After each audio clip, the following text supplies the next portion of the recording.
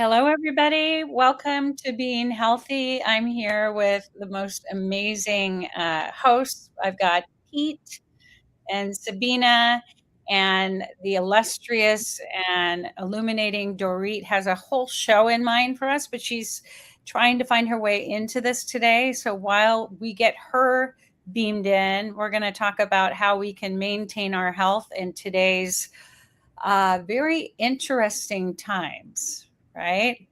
So let's start with you, Pete. What would you like to say to people that are, here right now and they want to work on their health and they need some support? What are your ideas for now? Yeah, I would obviously say, educate ourselves the best way we can. And even if it's seeking communities or other people that you may have heard of in the past, seek their counsel, seek their advice. There is so much information around and it can be really confusing, So, what I would say is research the best you can and experiment, and to actually hear people's live testimonials, and then definitely cross-reference. We are always cross-referencing some things that may trigger us. It's like, what? Give up this food or this or that? So we cross-reference. And then if we find more evidence that is supporting that ethos or that testimonial, then we will actually experiment, in these times, we are very wise to think of eating more cleaner, because the toxicity that is around, even it blew my mind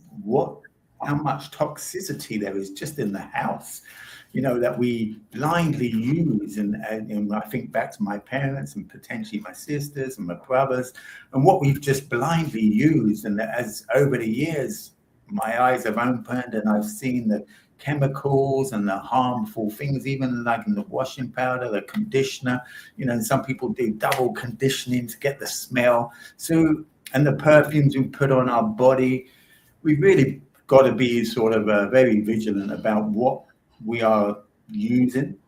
They say, and I do believe, anything that goes on your body, makeup, anything, if you can't eat it, we should really not be putting it on our body, because it goes into our pores and into our system, and then it puts such a burden on our kidneys, and hence why our lymphs are having problems, or our glands. So, I would say really rehearse as much as you can. And it is really wise to eat more fruits, personally. More fruits, the better. And choose your fruits, try and get them as ripe as you can. I could say much more. My journey was from having a big wake-up call and losing, over the years, two youngest of 6, losing 2 sisters and a mum, and making the equation, seeing where our habitual eating and our habitual habits, which is a symbiotic relationship, really, to be honest, how that is very compromising on our nervous system, really, and our health.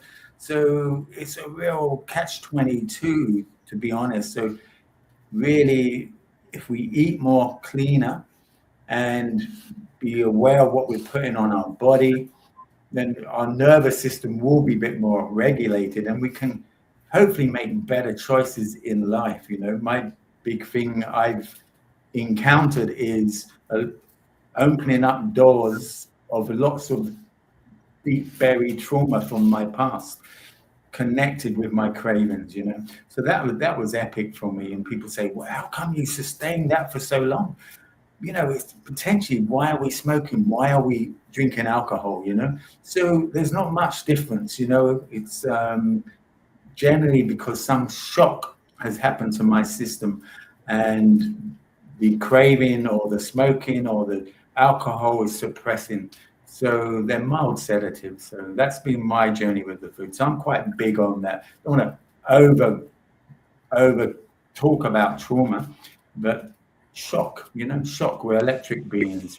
I didn't realize that I was kind of more electrical being till about 20 years ago, just thought I was just this flesh, and then made more effort to kind of work with that dream state, my subconscious, so much buried down in our subconscious that a lot of us don't want to go down there. So I would say research as much as you can, cross-reference different people's information, because there's a lot of information out there, and which is subjective to different individuals that may work. I've done some protocols that have worked one time, done them again years later, and I didn't have the results. It's really interesting. So certain times that they may be more favorable, seasons, summer, winter. So that's what I'd say for now. Thank you, Pete. That was really what I heard you say is, the toxicity, not just in your environment, in the food that you eat, in your emotional, your electric being, and how you can't strip away really one from the other, and that they're all interconnected. And Sabina, I am always inspired by all these photos of you just living your best life in nature and demonstrating how you can really be ageless and vibrant no matter what timeline we're in, right? So that I always find just so amazing about amongst the many things in which you demonstrate your talents. So tell me and the audience what your thoughts are on being healthy in today's world. Yes, so we live right now in the most toxic world, as Pete already touched base on. There's more toxicity than ever, like much more than 50 years ago. But at the same time, we have so much information available. There's so many tools and modalities, and it's really getting back to simplicity, getting back to nature, getting back to the basics. And knowing that if there's a lot of toxicity, now there's ways to detox, which is now absolute critical in the world we live in. As Pete mentioned, like it's literally everywhere. And there's another layer of toxicity, which comes to toxicity from 5G, from Wi-Fi, fluorescent lighting, LED lighting. Pretty much all buildings, every store you go in has LED lighting. We don't forget how toxic that is and how this actually affects our health. And then this the emotional toxicity that we all carry from stress, from trauma, from unresolved emotions that were never processed properly through the heart. Like all that is stored in the body. So there's the emotional toxicity, and then there's the mental toxicity, the limitations we have in our mind, the way we see ourselves, the way we think about ourselves, lack mentality, poverty consciousness, not having enough. And so that is another level of mental toxicity, which creates a stagnation in the body. So the toxicity is on multiple levels and more than ever. Like right now, we constantly bombarded with so much. But at the same time, we have to realize we have this incredible, amazing, sophisticated instrument, which is our body. And our body is capable of so much. Our body is fully equipped, fully capable, and perfectly designed for self-healing, self-cleansing, and self-regeneration. So when we really tap into the powers of the body, so much is available.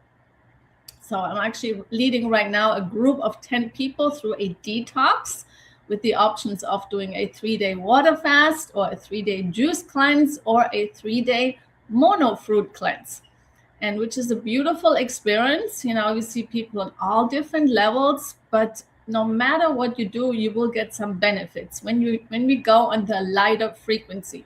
So the goal is always to get back to nature and get back to eating real foods, like real, the colors of the rainbow, the foods that Mother Nature provided for us, not stuff from a package, because that's no longer a food. It's actually a product created by man. So we want to stay away from the products, from the stuff in the factory, and go back, what does nature provide for us? And really eat the rainbow and eat things that are fresh, When we bite in, we feel the life force. That is the food that actually nourishes us. The other food is just numbing us. And we often go to these products because we don't feel so good about ourselves and about life, or we're bored. And it's a way of self-soothing. It's a way of numbing our emotions. So most people go to food not because they're hungry, actually. It's because they don't feel good. There's a void within. So we're looking to fulfill the void through whatever substance, whether it's food, sometimes it can be alcohol, or it can be smoking, whatever it is. But the most common is food because it's normalized. It's everywhere. It's just normal to eat all day long from the moment we wake up until we go to bed. And that's what the average person does. When you don't feel good, you go to food. You feel temporarily a little better, but it is not the solution, because it's just numbing the emotions and actually strengthening them instead of bringing them up. And when we cleanse, we bring up these emotions. We bring up toxicity. We stir up the waste that's accumulated. And yes, that is not comfortable. And yes, emotional stuff will come up. But that is the way to meet ourselves with these emotions, with the anger, with the sadness, with all that comes up, the shame, the griefs, all that can come up when we cleanse. But then the goal is to be with that and love ourselves with these emotions. That's how they have less power over us. And ultimately, that's how we heal. And it's a journey, of course. It's not a one-time thing. But cleansing the body is a powerful tool, not just cleansing on a physical level, but also healing emotions. You can heal all kinds of trauma by learning to be with what is showing up instead of escaping into food. Especially with water fasting, there's no escape into food. You actually have to meet yourself, and you have to face all the stuff comes up. And that is the true test. Can you actually be with yourself? Most people actually can. They try to always have something to avoid facing themselves. When we fast, we face ourselves, we meet ourselves as we are, and then we have the opportunity to integrate all the pieces we don't want to see about ourselves and actually love ourselves with all of it. And that's how we become an integrated whole being. And we have then these emotions will have less power, and we experience more peace, which is our true state, is peace and joy. And most people are so disconnected. They only experience joy when something happens, something from outside, when in fact joy is your birthright. It's our natural state, something that springs forth from within. And the more we cleanse our body, the more joy we will experience, the more inner peace we will experience. And then all we want is to just share this with others. So this is a beautiful journey. So I think in the best of times, at the same time, the most challenging of times, but the most opportunity. And there's so much available when you really trust that it's all within. It's a beautiful inside journey. That was beautiful what you shared about how you basically, when you come to that place, right, which is an ongoing, you talk about how this is a journey through life. It's not, oh, I do the cleanse and I'm good, right? Like, it's not a one-time thing. There's no quick fix. There's no overnight, there's no pill.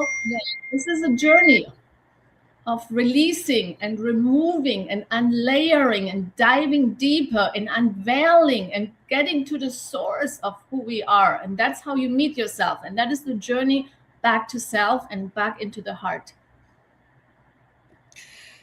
Like you talk about the journey. I want to know, because I don't know your full journey. So I would love to hear kind of what, I know you talked a lot about, how you were really sick for quite some time, and kind of what was your moment in which you went from this isn't working, I don't feel good, to kind of how did you start that journey? Because I think a lot of times people see the worst part of your life, right, and then also the end point. So like what what happened from where you felt that and how you moved through your first steps of healing? Mm-hmm. So I grew Does up that in make Germany. sense? Yes, it makes sense. I grew up in Germany on a standard German diet, lots of meat, lots of dairy, lots of bread, lots of sugary drinks, and lots of candy. It was my diet.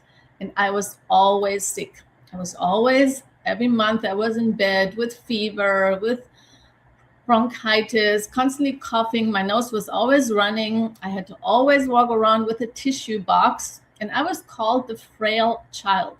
And I didn't like that, you know. So I got to the point where I spent a lot of time in the forest.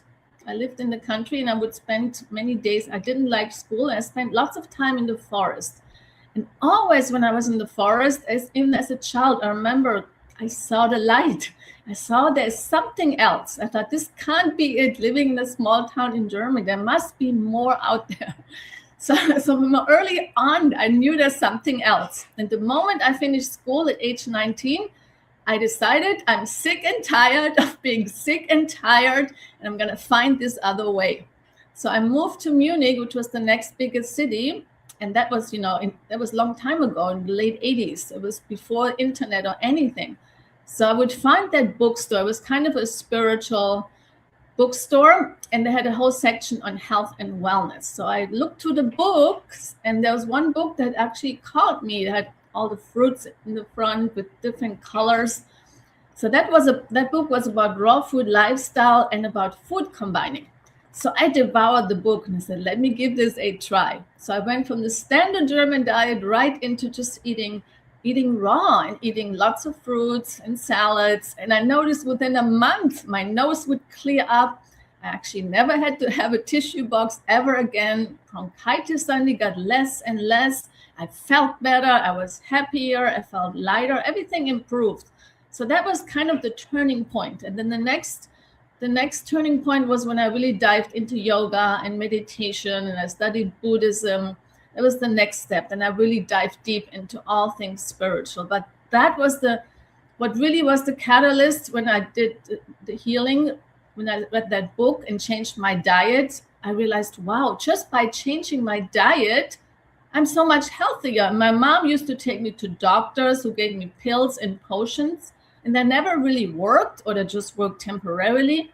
And all I do is changing my diet, and like a whole new world opened up. What else is possible? I have more power than this doctor and all these educated people telling me about health. What else is possible? Just from one book, changing my diet. So that got me really ignited on this path. I want to dive deep. What else is possible for a human being? And I realized there's just so much available. It's not just a diet. There's so many pieces to it, to becoming an empowered being in this world. So that allowed me then to go deeper and study everything from yoga, meditation, all kinds of spiritual teachings and personal development, energy, you name it. Like everything in terms of spirituality and personal development, I dive deep. And that was the beginning. I consider myself an eternal student. To this day, I listen to podcasts. I look what's out there. I hear different voices. And I take a little bit here, a little bit there. I leave some stuff behind that doesn't resonate. I just found my way that works best for me, and then also sharing with clients. And I always say there's not just one way. There's many different ways to vibrant health and empowerment, and explore and see what works for you. Only from experience. I learned really from experience. See what works and what doesn't, what gets results fast, which is very slow results. So I focus on the things that actually work and create fast results. And the two most powerful tools I found is fasting and silent retreats. Like there's something powerful when we actually become still, when we stop talking, when we stop consuming, when we stop reading or listening, and actually sit in stillness, not even eye contact with other people. So spending time in silence was also a massive shift for me. So these are very powerful tools, but there's many others. Thank you, Sabina. That was magical what you just shared. I love the idea of how when you strip away, right, you strip away the distractions, whether it's food, whether it's information, and you are forced to go within, the how much that can transform your life, even though a lot of people, it can be very scary to them, like, because we're so used to, I mean, we're in a world where everybody can reach you 24/7, unless you're analog and you're in the forest and you've walked away from all that. And I think even more now, we really need to remember who we are outside of all this noise, food noise, social media, all that stuff. So Pete, I'm curious about your journey. You've talked a lot about kind of your start and how you kind of moved through your health journey. Talk to me about your times in your journey where you've had some transformations. I'm always curious about transformations. Like, share with me, like, what are some, because I know the transformation is ongoing, right? But what's been a hard time and you felt like, oh, this isn't working, and what got you through it? I would say I was fortunate around the late 70s, early 80s. I came across these groups. So it's a bit like Sabina. Earlier on, I had a lot of beautiful information, and I was kind of guided there from a interesting lady. She was a spiritual medium healer.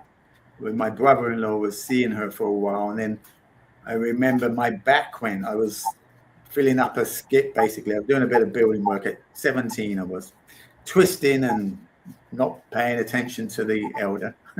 And the next day, just brushing and then, like a crack on my back. So I went to see her. So she really inspired me on. Her name was Betty Shine. So she gave me such certain information, which was really unique to that time and to me, that got me really curious. I was always curious about death. My childhood was very busy, just in it all the time. I look back, youngest of six, in sort of more the city, just outside the city. So we was very caught up in whatever story, one story after another. So it felt like sort of just survival. So time to read a book or even having, mother or adults around to support us in that wasn't really around. So I was really curious about death, and I had so much fear about the dark. So I used to see all things when I was 3, 4, I'm going to say potentially from having a sort of fractured psyche, more trauma that it opens up, I'm going to say, our field to potentially all other fields, what may be around. And we talk about vibration. If us as parents aren't holding a certain vibration, then we talk about us being magical beings. I'm going to say we are potentially, but we're magical beings that are kind of vibrating at a very low vibration. We can all come out of that. So in our household at the time, that's my little door playing, I would say it wasn't very healthy. So I'd see all sorts of things. So that was an epic time. 17, that was an epic time. I then went on to stumble across some groups, did 2 years of these groups, learning astrology, rebirth, breath work, visiting, Glastonbury, Avebury, Stonehenge. These are all certain sacred ley lines. So it was all about, whoa, let's feel what that's like, and going on special occasions. So really immersed ourselves in that, really on daily deep dreams, daily diary. So that really got an awareness of myself, self-inquiry. So, analyzing, and with the group as well, sharing our day, our dreams. And you begin to realize that we have a uniqueness. There is a general consensus for the white horse, or whatever it may be. However, there's so much revolved around that. What was the horse doing? What did you feel? And there's layers upon that to interpret, dreams. However, I really got well rehearsed in that kind of connection. To me, that's more the subtle energy subconscious side of my mind, whether that's classed as the right brain. And so that was an epic time in 2 years. So that held me in good stead for so many years. Then I did this living group work the last 4 months, the Friday, Saturday, Sunday. This was at 17 again. And we're all different ages, all much older than me. And then we really went deep, you know. It could be classed as what they call shadow work, constellation work today. However, it was bringing up, the space was beautifully held, beautifully facilitated. That stuff would just come up that I had forgotten. And then even in the group, there was people in their 50s, 60s, a woman with Parkinson's disease. And you begin to realize we hang on to this. It's like stagnant energy in our energy field, you know. And so she potentially had this Parkinson's disease, and many other people had different things from this trauma that they've held on through all their life. So, you know, it's really wise to kind of aspire to keep letting go. So that's what I learned there. And I learned to jump. I learned to keep jumping because I had, in the conditioning of fear, you know, the false evidence appearing real, it was just, without even knowing it, just sort of swamped me. I didn't even know I had it really. So once I jumped, and you know, the teacher friend lady, she supported me in that. So now I keep jumping and realizing each time you just bloom, you know, each time. And one if it was one advice I would say to everyone, I do share a lot. You know, you never lose anything of importance. You know, you never. I look back, I have never lost anything of any importance in my mind and my ego's potential self. Yeah, I might be getting wrapped up in this and that, but you know, the attachment is a massive big thing as we go through life. What I've realized is, yeah, we can still have things, but it's our attachment. And you know how insecure we are is how much we attach outside. We attach to our partner, we attach to our dog, our big car, our big house. So it doesn't mean we can't have it, you know. Yeah, if it comes my way, I'll have it. Yeah, I'll have it. I'll have it. You know, I'll accept it. So I'm not going to push and pull. However, getting a connection, you know, getting a connection within oneself. So that was an epic time for me. I got into relationships, children and relationships. I must admit, in that group work, it released some trauma that enabled me to get into relationships. Because I witnessed back, I was running away from relationships. And then started the journey of really meeting my mirror and working for all that other stuff, you know. So it's really hands-on in relationships and children, you know, 19, self-employed, mortgage, children, all at once, you know. So that was a big responsibility, but I didn't think like that. It just unfolded like that. So that was an epic time. I shifted around, we separated around 9 years from that relationship.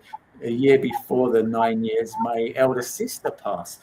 She was 35, I was 28. So that was another epic time for me, you know, really epic, you know. And the beautiful thing there, because I had this dream kind of state connection, I was getting so much positive, let's just say, symbols, so much. So that was very epic for me. I don't want to miss out another epic time. When I say epic, you know, when I was our first child at 19, my partner at the time, she went 9 months, and we couldn't find the heartbeat. So, you know, we lost our first child. So that was very profound, you know. And then can you imagine, you know, all the rooms done, you know, you come home, no child. So, you know, that was epic in the terms of an experience. So from that, really got to appreciate children, you know, to appreciate children, even though we still get caught up in things. But that experience really got me to experience children, you know. So the upshot of it all now, where I am now, is working with all them experiences. And I got wrapped up in the system again up until 44, another long-term relationship. And then I was shown, right, you really need to shift now. You really need to change. You will be next on the list, in terms of won't be in this realm, physical realm anymore. So my daughter was 4, instance, and my elder boys were 17, 18. It's like, actually, I want to be around, So that was an epic change for me in terms of searching. Only then, when I slowed down, like Sabina mentioned, we mentioned slowing down, whether it's water fast, silence, being with yourself, then all the other stuff could digest properly. So it's like, so I could say all through my life, I just rushed my food for 40 odd years, rushing, nothing digested, So with a few years gap, but at 44, I slowed right down for many years. So what I learned over them 2 years, 17 and 18 to 19, I started understanding, understanding, it's just like, oh, that's what that meant. Oh, that's what that meant. Oh, this is what that meant. Oh, so I really got to see how we can be so much in our head and we can compartmentalize and cherry pick, really, what we want to hear, what we don't want to hear. But as Sabina says, so rightly says, you fast, water fasting is the safest, juice, water fast, sustain from the habitual food we are intaking every day, or even take yourself out your normal environments, bare feet inwards, bare feet in the back garden if you need, reset the nervous system, all things to reset the nervous system, hugging a tree, sit under a tree. So they had been epic times for me. So from say 18, 19 years ago, I just truly listened. That voice, I chose not to mess around with that anymore and get back to a connection that I realized I had up until about 16. Saw when I lost it, saw when I had it, saw when I lost it. So from 18 years ago, I am not losing that rekindled connection, and we all have it. We all have that. Now, if I hadn't had that epic experience, I would have never known I had that connection. So that's really interesting. So I'm so grateful for potentially the traumatic experiences that I've have had, because we're alchemists. It's happened. There's nothing we can do about it now. So basically, to be in the now, truly be in the now, to be with you when I speak to you, to be with Sabina, as opposed to projecting my mum or my relationship, especially men and women. It's just like, so I can't be with you if I'm caught up in all my stories, So, that's what I do. And as Sabina says, we're always learning and, and staying open to the best we can. So they've been epic experiences. I have a daughter of 3.5. And, that's another epic experience. It's like reliving many lives in one life and having more opportunities, So for me, I'm just so grateful. People say my age, they're like, oh, what are you doing? Some of them, you see their hair energetically stand up on end when they talk about children. For me, I've just got a beautiful soft spot for children and a beautiful opportunity to share more of who I am, with my daughter now, and so I am just so grateful for that. Jinshin Jitsu was an amazing protocol I learned 19 years ago, certified in that. Then came the food a year after. So I'd say Jinshin Jitsu opened the doors, cleared some of the runway for me to sort of actually see more symbols, to digest what is coming my way. And we are getting symbols all the time. We just we got our blinkers on, so even literally something about a few weeks ago was like thinking, oh, hopefully we can get the message for that. And then early rising in my more awakened state, they just showed me, we've already gave you it, and it was already presented. So many things are presented to us, we just aren't open enough. And the food is part of the cleansing, the sensory, are getting back to our senses to sense things, feel things. So, as Sabina mentioned, yes, food is massive. The toxicity is everywhere. However, it's just like, okay, what are we going to do? You know, some people think, oh, I'm not going to do anything because of this, because there's a massive big list. Well, just tick off the list, you know, tick one by one, do a little bit of what we can, you know. And so, you know, I'll leave that there. So they've been the epic parts for me, epic times, you know. So we have talked about pain, you know, and you know, it is a mindset. I just switch the mind. I keep working, changing the old paradigms. We were locked up in lots of old paradigm ways of thinking, you know. You know, I witness we all come through birth, you know, and that can be pretty so-called traumatic. But if we were shown how to embrace that and prepare for that, and lots of breath work and food, and it would make life so much easier for the mothers, for the children, for us all coming through. And even before we birth, you know, if we were to do some cleansing and breath work, then more stable, regulated parents brings more stable, regulated children, you know. So, you know, I've only just, like Sabina says, we're still working at it. Thank you, Pete. I just love your whole trajectory of healing and how you refer to things that were, I would say, what's a good word for this? The challenging obstacles, and turn that into epic. I love that reframe for that. Like your hardest moment basically moved you forward on your healing path in different trajectories as a result of it. And each time you went through that, it peeled back more layers to really define who you truly are so that you could, you know, see without your blinkers, right? Your blind spots. You could start to get download because you're not here in your little window, right?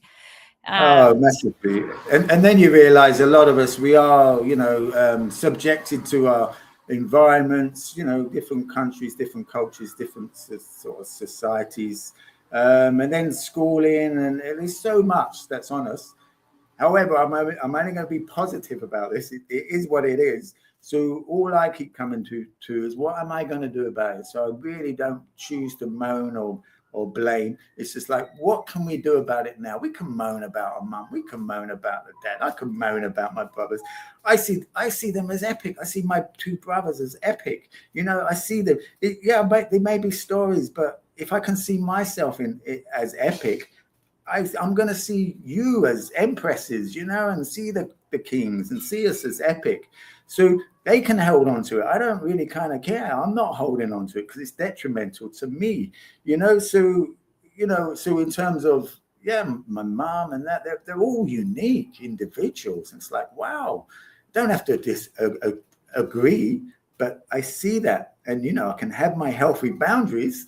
It's wise to have healthy boundaries. Again, I keep reiterating, you know, I would have had to look that word up maybe 15, 16 years ago, because to me, that was just, what do you mean healthy boundaries, you know? And then I would have had to work on it with that paragraph potentially for a few years. That's how, in terms of Sabina mentioned, you know, we're caught up in low self-esteem, lack of love, because we are copycats when we're young, you know. And then hence why we potentially are having difficult relationships. What I realize is just, well, you know, the cards are fixed. We're in a field of generally two adults who aren't that regulated, so we're just sponges for that. And then we wonder why this has happened, wondering why that happening, and this and that. And we were trying aspire to be not like our mums or not like our dads, but energetically, before we could even voice anything, it's in our system. So for me, it's I've had to go through a lot of that, and then, oh, that's what that was, and that's what this is. And it's not an intellectual thing, you know. The fasting, the silence, it just manifests what is meant to uniquely manifest what I realize for the individual, you know, for that person, for their next stage to release, for their system to get more in tune back to nature. That's what I realize and what I witness with people. So as Sabina says, yeah, there's not one cure for all at all, you know. Beautiful. Thank you, Pete. Sabina, I want to hear from you because I know I could just see your brain just taking all this in. Tell me your thoughts after listening to Pete, what you want to share. And then I'll unmute yourself, please. I had to put you on mute. Yes, thank you, Pete, for all of that. It stimulated a lot within me, and I love the epic. Yes, I'm right with you. We're actually in the most epic time ever. If that's your perspective, so it will be. You know, it's at the end, it's about perspective. How we see ourselves always reflects how we see the world. And if we come from a place, you know, of scarcity, of fear, the world can be a scary place. And of course, with this perspective, you know, constantly scary situations or so-called challenging situations will keep showing up. But if we come from that mindset, this is epic times, you know, and become really curious instead of saying, oh my God, this is happening. Oh my God, here, become very curious, you know, and how can I show up with all of that in the most empowered, in the most epic way? That's really the question. You know, when the shit hits the fan, who are you gonna be? Are you gonna be epic, or are you gonna be, oh my God, drama mode? You know, that's what most people, they live at the effect of their circumstances, and they live at the effect of the outside world. So when, you know, all hell breaks loose, people go into fear and scarcity and limiting beliefs. And but when you see, okay, this is all opportunity. I mean, everything is an opportunity. Here's an opportunity. Yes, all hell breaks loose, but I have an opportunity to show up in a way I have never done before. Here's an opportunity for me to rise above in a way, you know, like I can't even imagine yet. How do I need to show up to be epic? That's the question, you know. What you said, Pete, you know, something really so-called dramatic happens, but I choose to be epic no matter what. Who do I need to be in that moment? What do I need to do? That's always the question, because we always have a choice how we show up. That's what it all comes down to. At the end, it's about, you know, your internal wiring, your internal programming. If you believe this world is about invitation, this world is about opportunity, this world is epic, then that's the world you're creating. You will have an epic journey. And one day you look back at your life and say, wow, what an adventure this has been.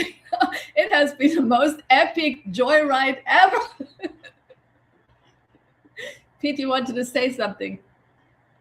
Apologies. Yeah, and we keep reinforcing that. Even if old paradigms come in, old thoughts come in, or people around you, you might wonder, why am I feeling that? Because you're probably surrounded with people more stuck in the fight or flight as well. So we just don't allow it. There's no compromise. Just, you know, you just stay on that path. So that's beautiful, Sabina. And thank you also for your what you said earlier. It's really, really epic, you know.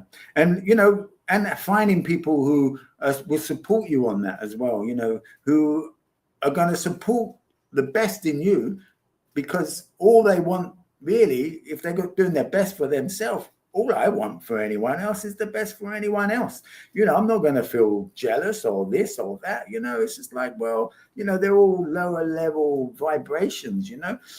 So, and if I did even feel that, I mean, I'm not really that type of person, then I would like, what's going on for me? What is my problem? You know, not the person, I need to resolve that. I don't want to be a victim of jealousy or anger and whatever issues, you know, obsession, whatever it may be, bitterness, etc. It's just self-harm, to be honest. You know, have healthy boundaries still. We still can say no, you know, and if someone wants to think it's, you know, that's whatever they may want to think, just because you're saying no to their, let's just say, potential subtle aggression or whatever it may be, then that's their story, you know. But yes, keeping a positivity. And we mentioned, I think the topic was about the war, you know. What was the topic? The actual saying, remind me. Okay, but basically what I realized, it's more about acceptance and peace. It's not war on health, you know. And I'm sure Doreet did that on purpose. She's an amazing with words, and she's an amazing woman. So I'm sure she would have brought in, it's not about war, you know. That's a conditioning. If we keep that war going on with anything, that's a conditioning Fighting, battle, war, we just drop that. It's just like releasing, embracing, acceptance, so that's what I did want to say about the fight and the war on on disease. It's just dis-ease, isn't it? It's just, let's come back to ease, just get rid of all the dysfunctions, the D's, the disses, and we come back to functioning, we come back to ease, we come back to order, and many, many other things. So yeah, thank you, Sabina. Beautiful.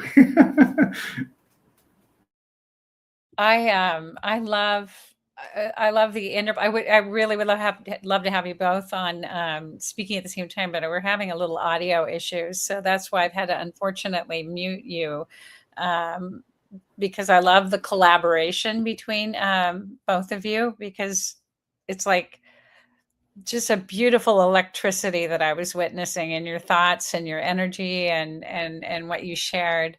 And I think it's important that we do bring up that there is a war going on, many wars, and it has so much to do with our own wars, right? Our inner wars, like you talked about.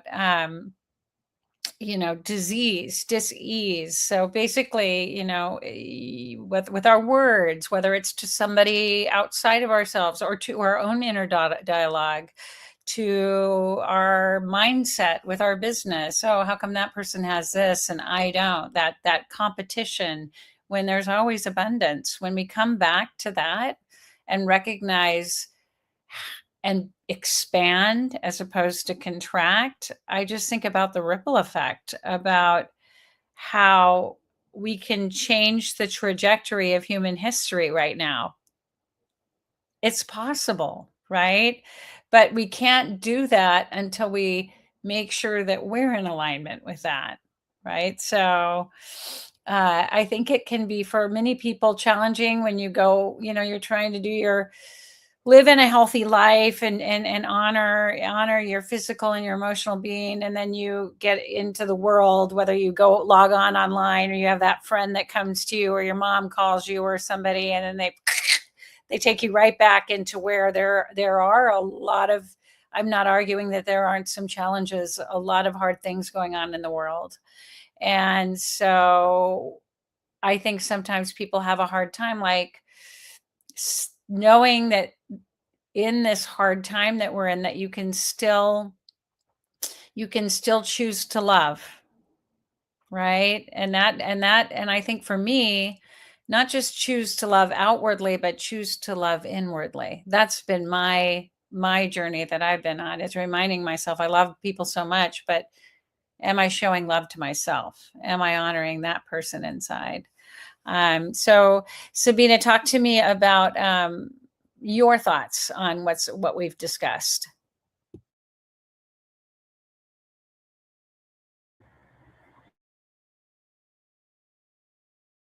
That is really a big piece, self-love, because as we all know, we cannot love anyone else until we learn to love ourselves, and that actually starts with first getting to know ourselves.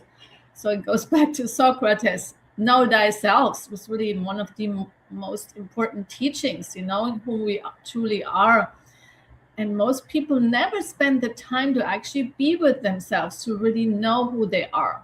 And they identify with their, with their nationality or their age or their profession, whatever. But it's about identification with something, instead of, looking who are we at our true essence. And this only happens when we spend time in stillness, through meditation, through breath work, through fasting, from staying away from the constant stimulation, actually learning to be with ourselves. Only then will we know who we truly are. And when we know who we truly are, we also know why we're here. Because we're all here to share our gift. We're here for our unique purpose, for our gift. We're not here just to get a job and one day we can retire. That's not why we're here. This is like a program. We're actually here to share our unique gift, and everyone has something that is uniquely to them. and share it through our unique ways, whether it's through a teaching, whether it's through a product, whether it's through there's many different ways, but it's about sharing your uniqueness and then contributing to this world. And only then, when you really know who you are and why you're here, and you're living from your unique mission, can you actually truly, connect to others. Otherwise, it's like there's always this disconnect. So first we have to really find out who we truly are, and then we get to the point where we know that then we can actually really connect to others on a level we can't before. And that's when really, to true connection, can we actually really love someone. In this concept, love is a bigger theme, but everything starts with know thyself, and then live in a way in alignment with who you are, not living someone else's dream or living someone else like your parents taught this is how you should be, living who you in an authentic way. So in the way, at the end, it's about authenticity, living your authentic self. But in order to do that, you have to know who you are, and you have to be comfortable in your own skin. And most people cannot live authentically. They're afraid they might get rejected, or they might not get approved, or it might not fit in a certain way. And I know that from my own journey, that I was always holding back, keeping it safe, keeping it small in order to be accepted, not to ruffle anyone's feathers or not to trigger anyone. But when you get to a place of true self-love, you can just be yourself. And then you don't even care anymore if people don't like you. It's just no longer part of your paradigm. You actually don't need to be liked anymore. And that is freedom. We don't look for approval from someone outside. You can actually just be yourself and just feel good being you and sharing your unique gift. And I think Doreet is coming. I saw something. She is here. We do not have her on screen, but it looks like we have her. Doreet?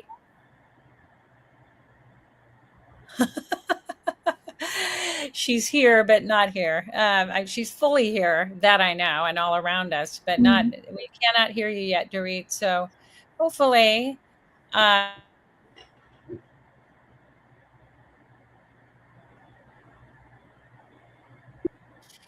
Sabina, of course you guys couldn't hear me. Sorry, I was on mute. I just want to talk about how beautiful what you shared was, about how that need to be liked, that keeping yourself small and keeping yourself safe.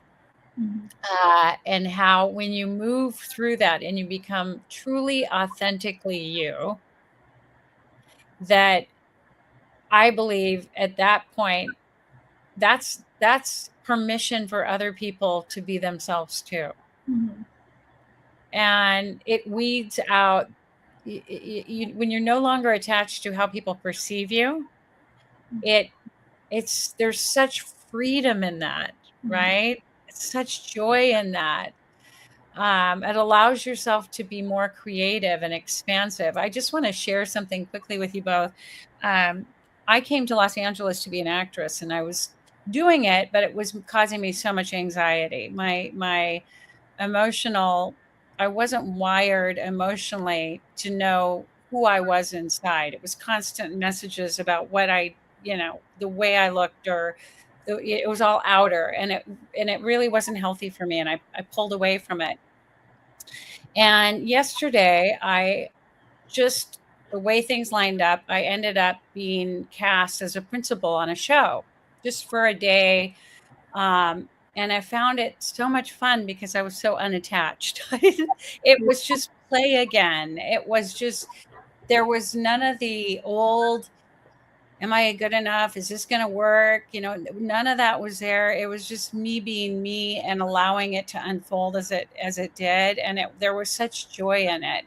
And and I think that's the freedom, when you really stop trying to fit yourself into this role, which is funny because I'm talking about acting, that you put yourself in, that you cast yourself in. I think we do this in life, whether you're an actor, whether you're a carpenter, we put ourselves in these like roles, and none of us are those people. We're far more expansive than that, right? So does anybody else, we have a good 5 minutes left, and I'd just like to get anybody's thoughts as we go towards the end of the show. Who would like to join in? Yeah, I mean, thank you, Lisa, for that. And thank you, Sabina. Really beautiful what you're saying. It's interesting in terms of when we talk about love. Recently, over the year, maybe authenticity. We both mentioned authenticity. Apparently, they've measured authenticity, and it's meant to be such and such much more than the power of love, which is interesting, So what came to mind is what I've seen back in past tense of my children and my child now. When you tune into what they really like. So if someone tuned into what I really was habitually doing or loved doing when I was 3 or 4, that would have been my unique, my uniqueness, my authenticity, my what I had so much passion and a flow for. So what we do now is that's what we will encourage, as opposed to all these other things that, the system just gets you to learn. I believe all the other things would be encompassed in with that one uniqueness that we all have.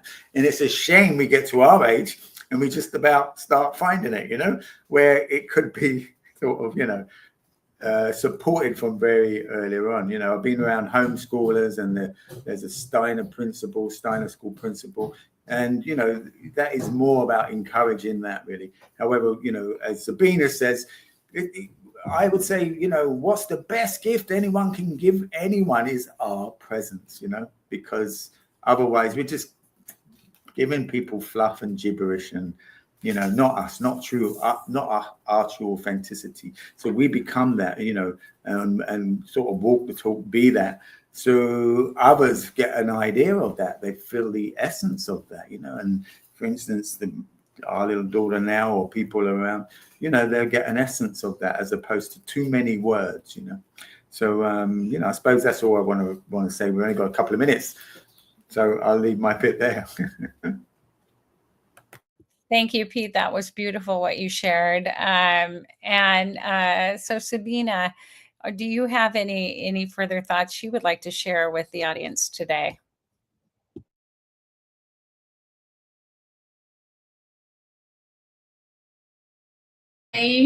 Let your childlike spirit come through. Don't take it too seriously, and write more the lighter frequency of life, eating real food, having real connections with real people. Yeah, I mean, really the basics. Tuning into Mother Nature, the original healer. There's nothing more healing than being in nature. Going to the ocean, the mountains, the forest.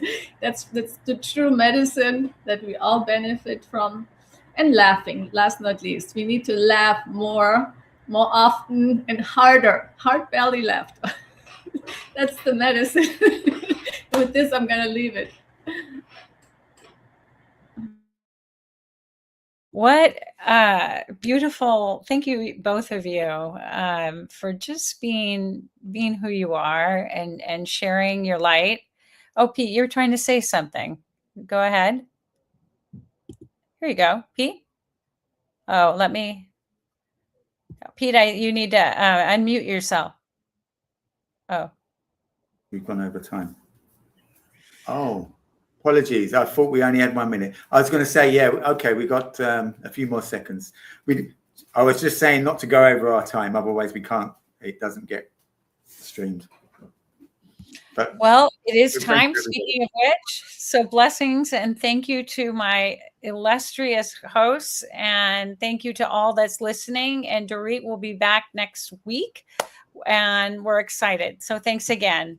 Thank you, Lisa. Thank you very much. Thank you. Bye.